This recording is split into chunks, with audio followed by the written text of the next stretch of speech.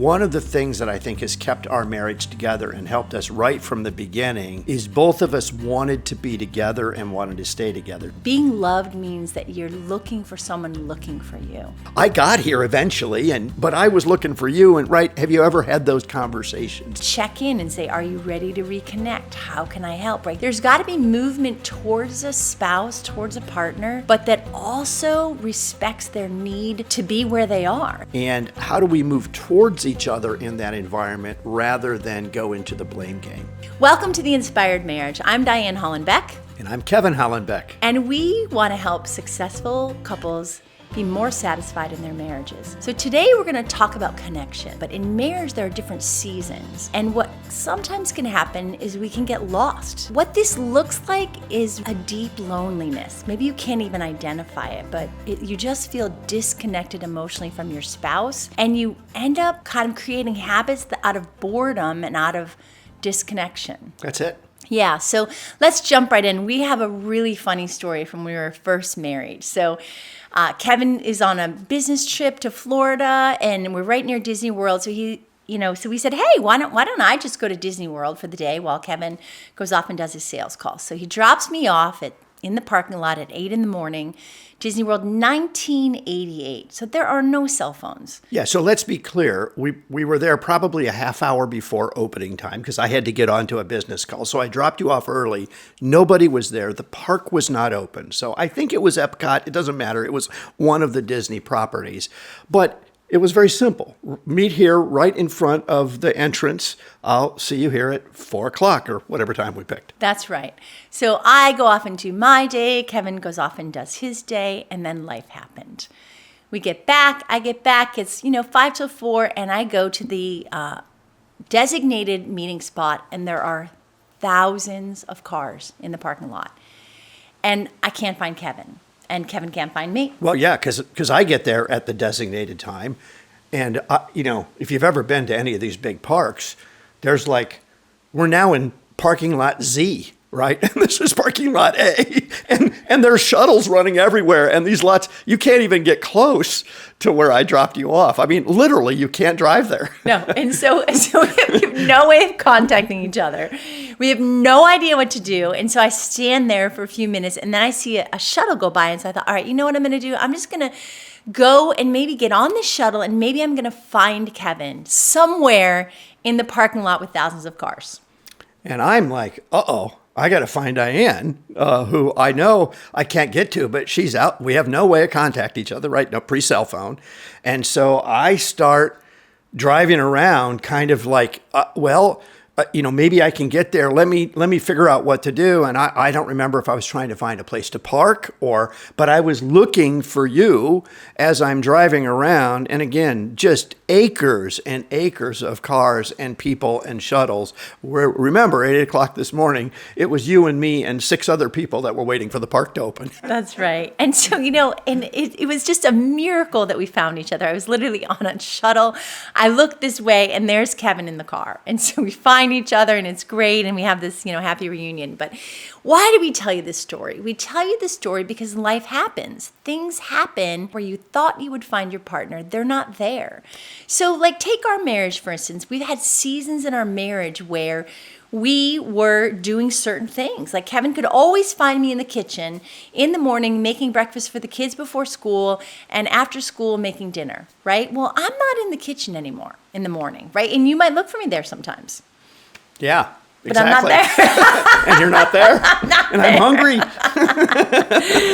But the point is that sometimes, on a serious note, it can get really lonely in your marriage when what you agreed to, what you thought of, what you expected, I expect to meet you here. I expect that we're always going to be doing the same thing together. We're not, right? So how do we go looking for each other? That's really the question, right? there can be two ways you go here. And one, the risk is that you grow further and further apart, right? I mean, I don't know what would have happened on that day if I had just stayed in one place, right? But I went looking for Kevin. So what does this look like in your everyday marriage? What this looks like is you check in with your spouse, like, hey, what's going on? I thought you were this, or what about that? Like, right, there's some conversation around shifts and changes, especially in different stages of marriage. It's easy in an example of a parking lot when somebody isn't there, but sometimes your partner has moved and you don't see it, right? You don't, I think it's that expectation that this is where you're supposed to be and you're not there. And it could be as simple as your example of the breakfast or whatever. And again, that's very minor.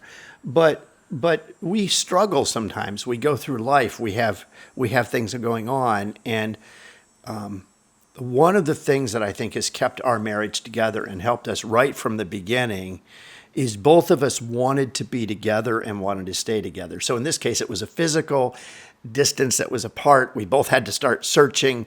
We found each other in a relatively short time, actually miraculously, given kind of how it could have gone. And yet, I think it's not always that way. And certainly it doesn't happen in a short time miraculously sometimes when our partner isn't where we expect them to be and even want them to be. And of course, had we not found each other, it could have been a heck of an escalated argument, at 9 at night when everybody was gone and finally we reunited. It's like, well, I got here eventually, but I was looking for you. And right, have you ever had those conversations? So I think it's just life on any given day. It started out beautifully, could have gone quite poorly. And how do we move towards each other in that environment rather than go into the blame game? Yeah, and this is a story about being lost in a Disney parking lot, right? Life is harder than that. Like I have really good friends who are lost in grief, like they've lost a child, right? You are going to lose your partner when you have that kind of grief in a marriage.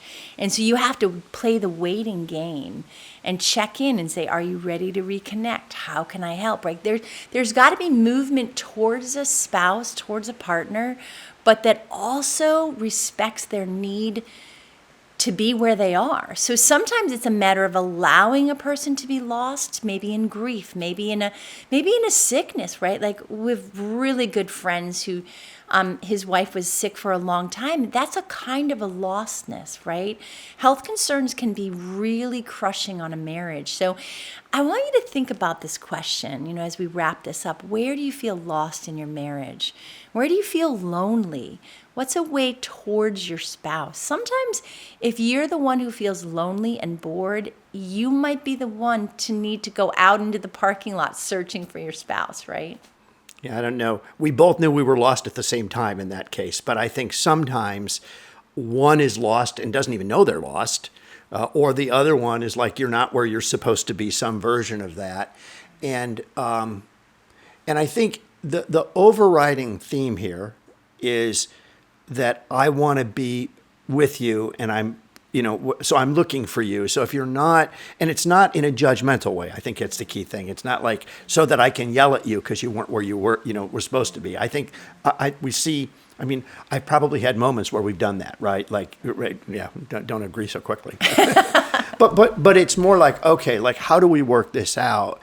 And so much of a good marriage is really then negotiating. And of course, that was just a rookie mistake, right? It was honestly just no thought of what actually this would be like. Total rookie mistake. And so we can laugh about it now and even laugh about it then.